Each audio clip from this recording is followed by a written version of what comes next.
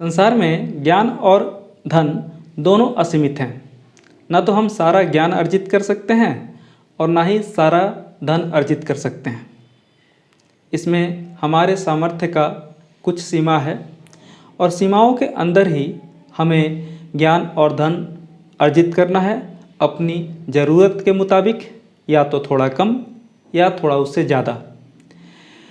बात ये होती है कि अगर हम अपनी सामर्थ्य सीमाओं की बात करें तो कुल मिला के 24 घंटे होते हैं और 24 घंटे हम पढ़ नहीं सकते, और जितना पढ़ सकते हैं उसमें सिर्फ एक ही विषय नहीं पढ़ सकते, एक ही सब्जेक्ट पे फोकस नहीं कर सकते, और एक ही विषय को जितना टाइम अलॉट कर सकते हैं उसमें भी बहुत तरह के अलग अलग क्रियाकलाप और एक्टिविटी होते हैं।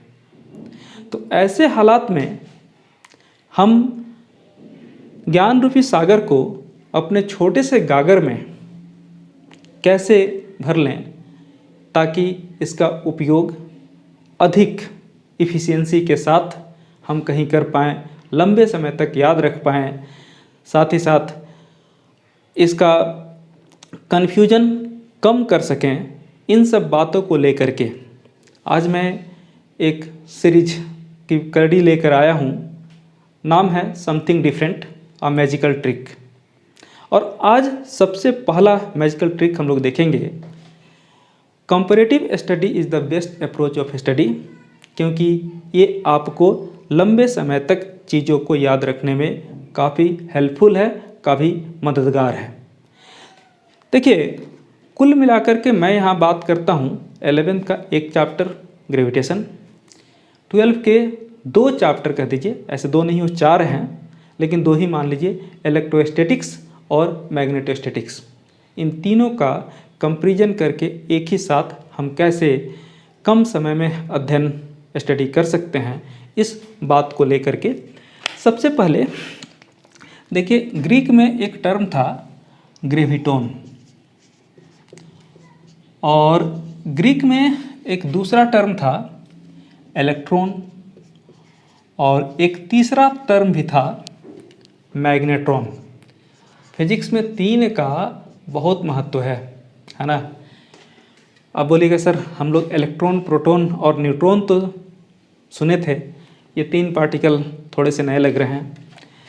बहुत सारे ऐसे ट्रिक मिलेंगे, पाइथागोरियन ट्रिक से लेकर के ये सब बहुत सारा चीज़। देखिए, ग्रेविटोन का मतलब मास होता है, ठीक है। इलेक्ट्रॉन का मतलब चार्ज होता है, ठीक है, इलेक्ट्रॉन टर्म से आया है। और मैग्नेट्रॉन ये मैग्नेट से रिलेटेड है, ठीक है। यानी अगर हम ग्रेविटोन मतलब मास की स्टडी करते हैं तो चैप्टर का नाम ग्रेविटेशन हो जाएगा, ठीक है। अगर हम इलेक्ट्रॉन या चार्ज का स्टडी करते हैं तो चैप्टर का नाम इलेक्ट्रोस्टैटिक्स या इलेक्ट्रोडायनेमिक्स भी हो सकता है, ज़रूरत के अनुसार।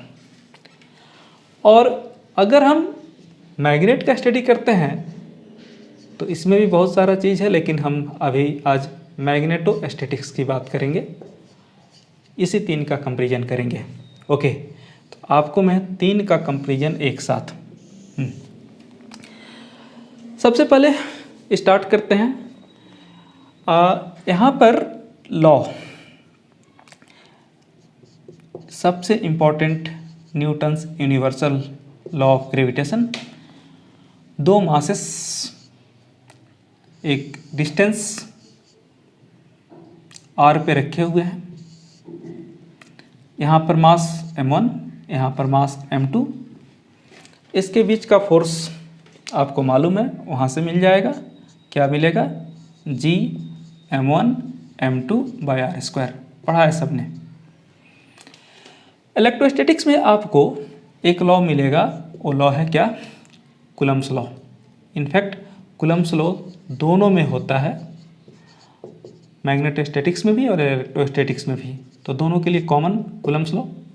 चलिए,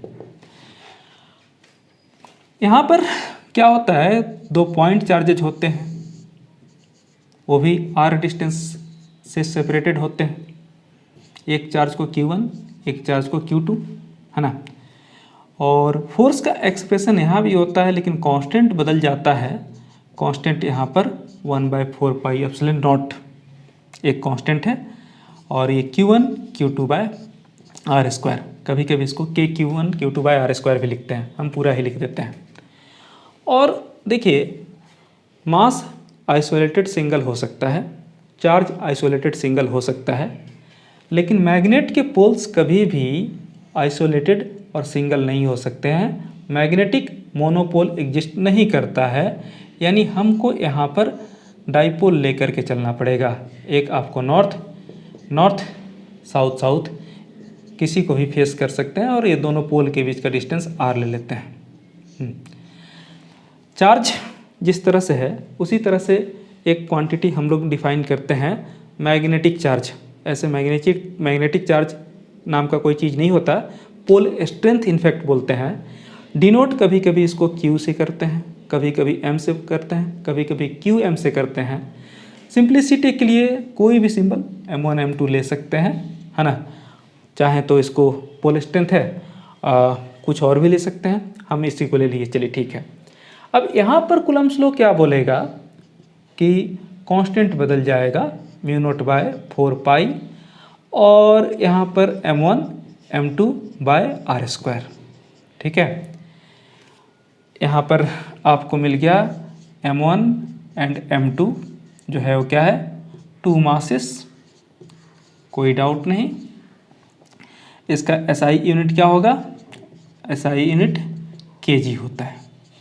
ओके, अगर हम यहाँ पर बात करें तो Q1 Q2 ये 2 चार्जेज हैं, 2 चार्जेज, और इसका SI यूनिट क्या होगा, कूलम्ब। एकदम सिंपल चीज़ें बता रहे हैं, सब कुछ याद होता जाएगा। और यहाँ पर M1 M2 ये क्या है, पोल स्ट्रेंथ। हाँ, तो पोल स्ट्रेंथ को अगर देखना चाहे ना तो इसका यूनिट, पोल स्ट्रेंथ का यूनिट क्या होता है, ampere metre. Okay, SI unit. ठीक है, वेल, बढ़िया, यहाँ तक आ गए हम लोग। अब रही बात जो कांस्टेंट मल्टीप्लाइड है उसकी, तो कांस्टेंट जो मल्टीप्लाइड है यहाँ पर G है, वैल्यू सबको याद होगा। G का वैल्यू कितना, capital G universal gravitational constant 6.67 into 10⁻⁻11 newton metre square पर kg², क्योंकि अभी बताया मास का यूनिट kg होता है, वो जा करके डिवाइड होगा।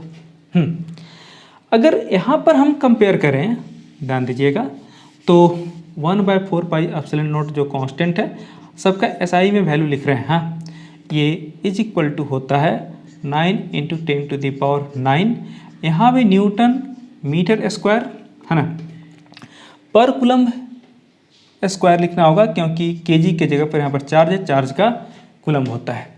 ठीक है, अब यहाँ पर अगर लिखना हो पूरा μ0/4 पाई, ध्यान दीजिएगा, तो हम उस तरह भी लिख सकते हैं, और इसका एक्चुअल यूनिट भी लिख सकते हैं, 10⁻⁻7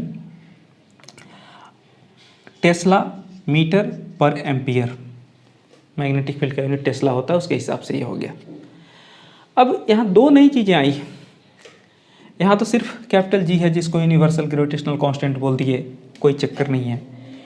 ये तो 1/4 पाई एप्सिलॉन नॉट का वैल्यू इतना हुआ।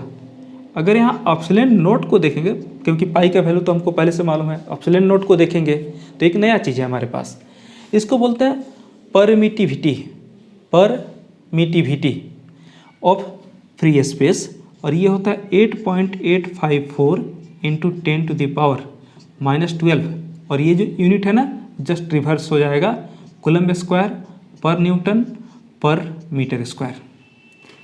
उसी तरह से अगर हम यहाँ पर μ0 की बात करें तो μ0 क्या हो जाएगा, 4 पाई उधर जा कर के मल्टीप्लाई हो जाएगा इंटू 10⁻⁻7 टेस्ला मीटर पर एम्पियर।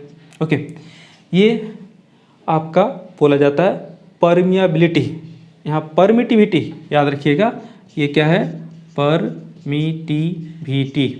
आगे चल के पता चलेगा परमिटिविटी और परमिएबिलिटी में क्या अंतर है, लेकिन ये परमिएबिलिटी हो गया। तो आपने देखा कि फोर्स कैसे रिलेटेड है, इतनी बातें तो लगभग सबको ही जानते हैं। अब एक और चीज़ आपने देखा होगा, जब हम ग्रेविटेशन पढ़ रहे थे तो वहाँ पर जो मास था कोई भी एक, उसके चारों ओर एक रीजन ऑफ स्पेस बना हुआ था जिसको हम लोग क्या बोलते थे, ग्रेविटेशनल फील्ड। Gravitational field. तो अगर हम यहाँ ग्रेविटेशनल फील्ड की बात करें तो एक टर्म आएगा gravitational field intensity. Gravitational field intensity actually ये फोर्स पर यूनिट मास होता है, और जब फोर्स को, ग्रेविटेशनल फोर्स को एक मास से डिवाइड कीजिएगा तो ये एक्सेलरेशन ड्यू टू ग्रेविटी के बराबर आएगा, जो कि near the surface of the earth constant होता है। ऐसे इसका एक्सप्रेशन भी होता है। क्या होता है expression, G M by small a capital R square, अगर आप देखें। ठीक है, अब यहाँ पर भी क्या होगा कि आपके पास एक चार्ज होगा और चार्ज के अराउंड एक स्पेस होगा जिसको आप इलेक्ट्रिक फील्ड बोलेंगे। तो एक कोई पॉइंट चार्ज, इसके चारों ओर एक रीजन ऑफ स्पेस जिसको इलेक्ट्रिक फील्ड बोला गया, और यहाँ आपको मिलेगा क्या, इलेक्ट्रिक फील्ड इंटेंसिटी। ठीक है, अभी इलेक्ट्रिक फील्ड इंटेंसिटी ई से डिनोट करते हैं। ये force divided by test charge होता है, और इसका expression 1/4 pi epsilon not Q/r² होता है।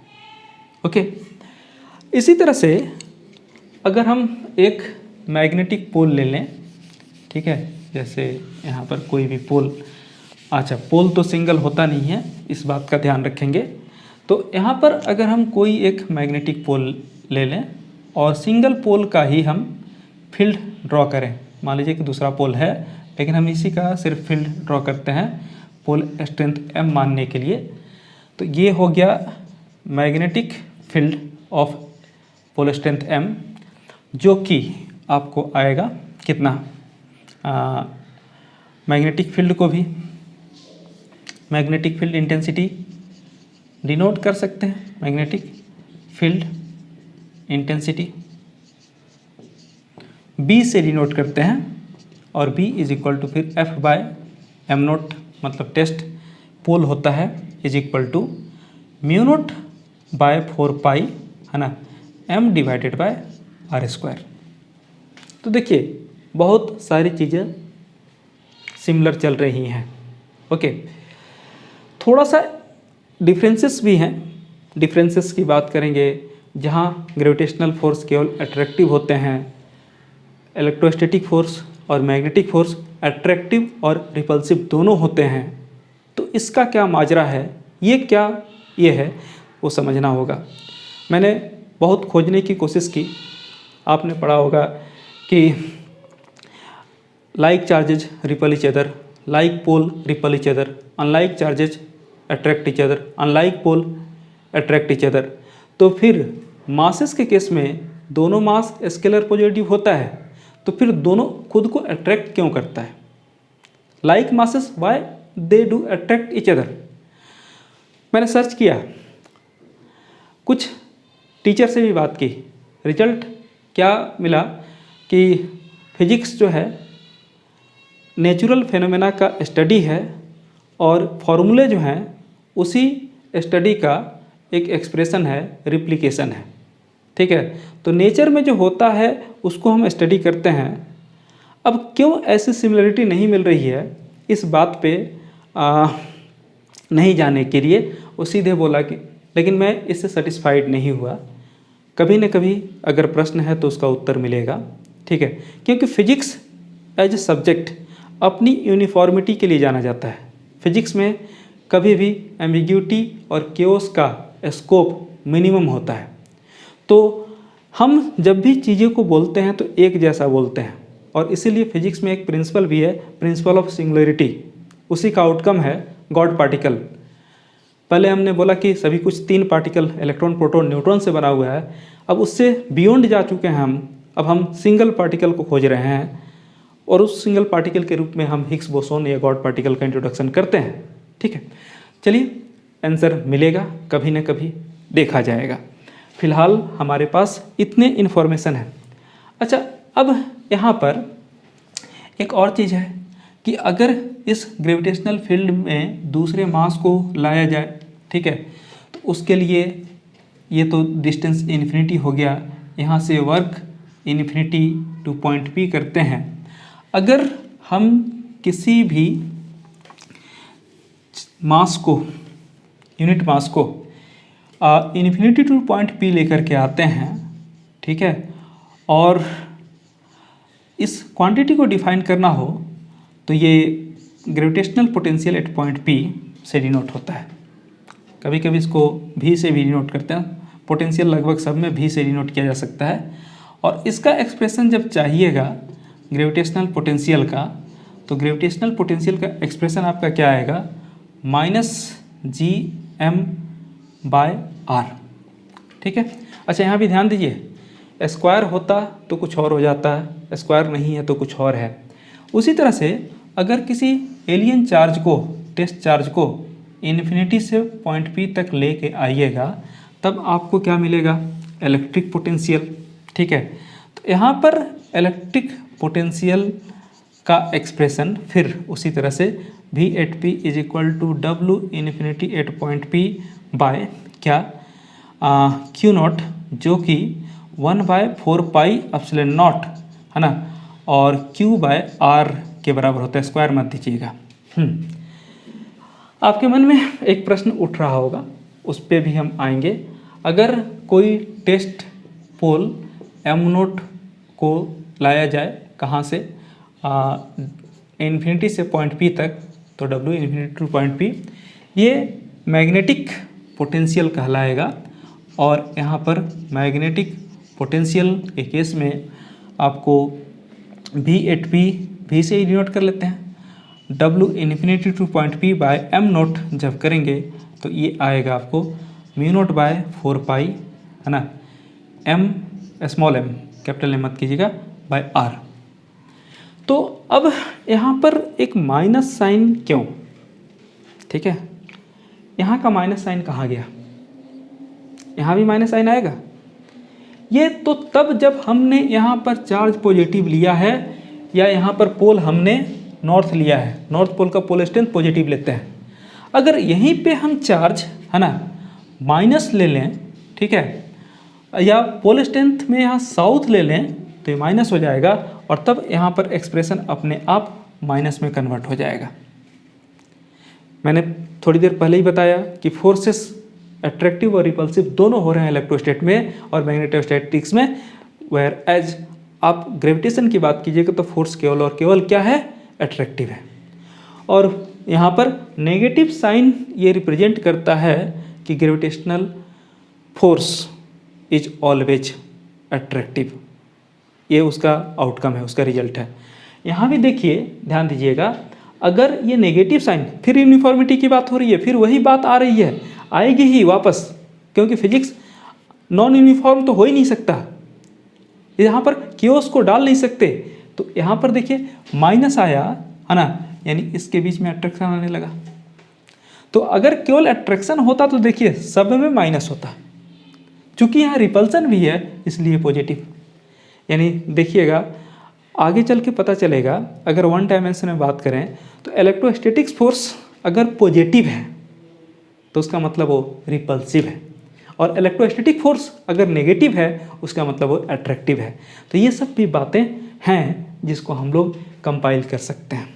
ओके, इसके बाद कुछ और भी चीज़ें हैं जो आपको देख लेनी है। मैं बता रहा था कि कुछ थोड़ी बहुत डिसिमिलरिटी है, उसको भी जानना जरूरी है। हाँ, एक बात और भी प्रश्न ये उठना चाहिए कि ये सब में सिमिलरिटी है तो यहाँ पर डिसिमिलरिटी आने का रीजन क्या है।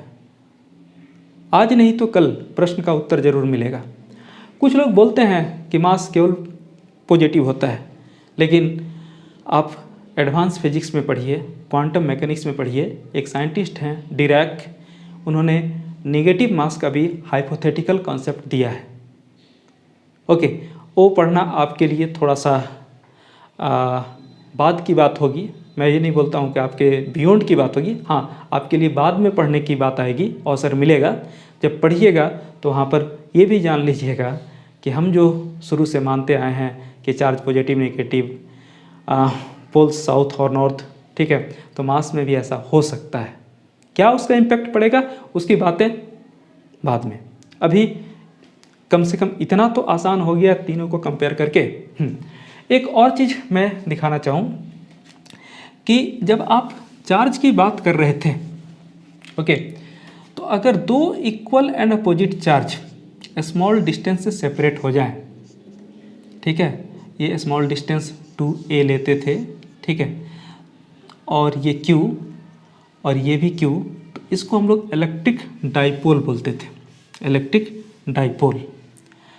अब इलेक्ट्रिक डाइपोल मिला है ना। इसी तरह से अगर दो इक्वल एंड अपोजिट पोल है ना, हम एक दूसरे से स्मॉल डिस्टेंस से सेपरेट कर दें, ठीक है, ये साउथ पोल हो गया या नॉर्थ पोल, ऐसा ले लें, ये प्लस और इसके बीच का डिस्टेंस चलिए 2l ले लेते हैं, तो यहाँ पर हमारे पास आ जाएगा क्या, मैग्नेटिक डाइपोल। हाँ, अब मास की बात हम कर रहे थे, अभी हमारे लिए स्कोप नहीं है कि दो इक्वल एंड अपोजिट मासेस लें। हम मास जो भी लेंगे, ये भी पॉजिटिव ये भी पॉजिटिव, या साइन ना दे तो अच्छा है क्योंकि अभी तो कहना ये बाकी है।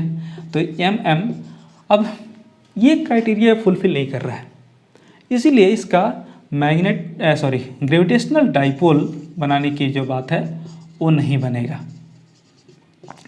ऐसे अर्थ को एक डाइपोल माना गया है, तो कौन सा डाइपोल माना गया है, मैग्नेटिक डाइपोल, क्योंकि उसका नॉर्थ और साउथ पोल है।